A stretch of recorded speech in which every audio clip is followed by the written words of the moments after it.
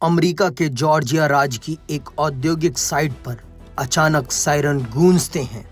दर्जनों गाड़ियां, हथियारबंद एजेंट और चारों तरफ अफरा तफरी। ये कोई फिल्मी दृश्य नहीं बल्कि हकीकत है।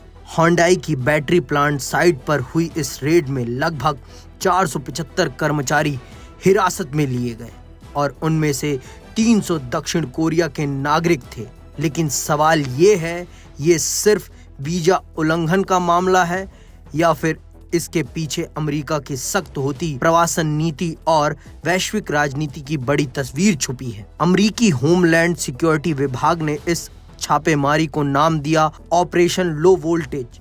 ये अब तक का सबसे बड़ा एकल साइट इमिग्रेशन प्रवर्तन अभियान माना जा रहा है। जॉर्जिया के एलाबेल इलाके में बन रही Hyundai LG energy solution battery factory, जो अमेरिका के ईवी सेक्टर का भविष्य कही जा रही थी, अचानक सुर्खियों में आ गई।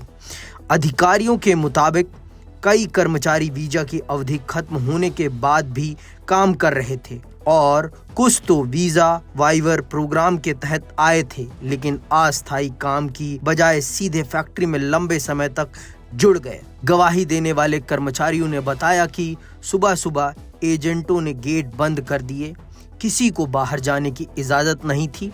एक कर्मचारी ने फोन पर अपने परिवार से कहा, हमें अपराधी जैसा ट्रीट किया जा रहा है, जबकि हम बस काम कर रहे थे। इन आवाजों ने दक्षिण कोरिया और अमेरिकी प्रवासी समुदाय में चिंता की लहर पैदा कर दी। सियोल में यह खबर पहुंचते ही सरकार हरकत में आ गई। विदेश मंत्री चो हॉन ने अमेरिकी राजदूत को तलब किया और कहा, हमारे नागरिकों की गरिमा और अधिकारों का सम्मान होना चाहिए।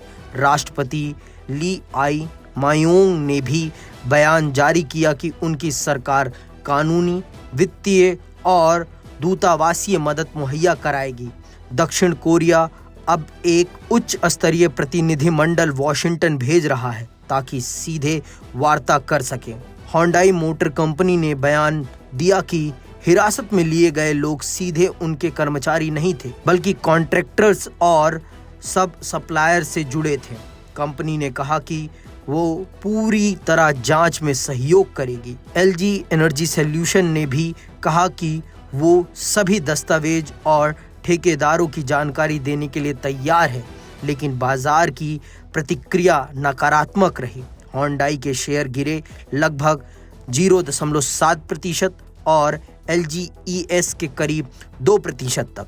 विशेषज्ञों का मानना है कि इस तरह की कार्रवाई विदेशी निवेशकों को हतोत्साहित कर सकती है। अमेरिका में ये रेड ऐसे समय हुई जब ट्रंप प्रशासन आवर्जन कानूनों को और सख्त कर रहा है। राष्ट्रपति ट्रंप ने बयान में साफ कहा, ये लोग अवैध विदेशी थे। आईसीई सिर्फ अपना काम कर रही थी।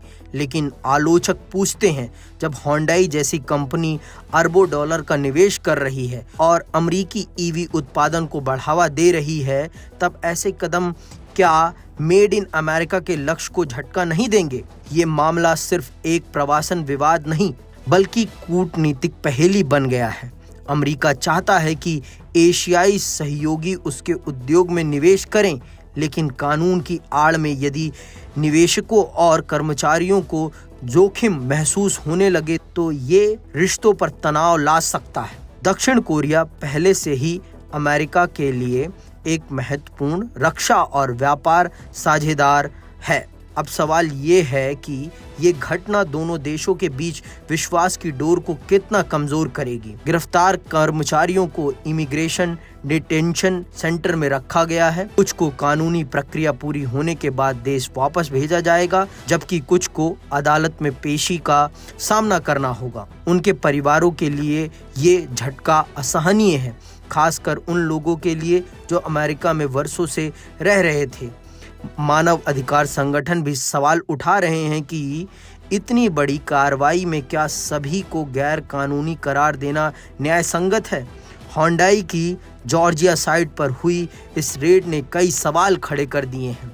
क्या अमेरिका अपनी प्रवासन नीति को लागू करने में विदेशी निवेश और सहयोग की बलि चढ़ा रहा है? क्या ये सख्ती वाकई कानूनी व्यवस्था की जीत है या फिर ये भविष्य में विदेशी साझेदारियों पर असर डालेगी? सियोल से लेकर वॉशिंगटन तक अब सभी की निगाहें इस बात पर टिकी हैं कि ये विवाद कैसे सुलझेगा, क्योंकि एक फैक्ट्री की दीवारों में हुई ये कार्रवाई अंतर्राष्ट्रीय राजनीति की गलियों तक गूंज रही है।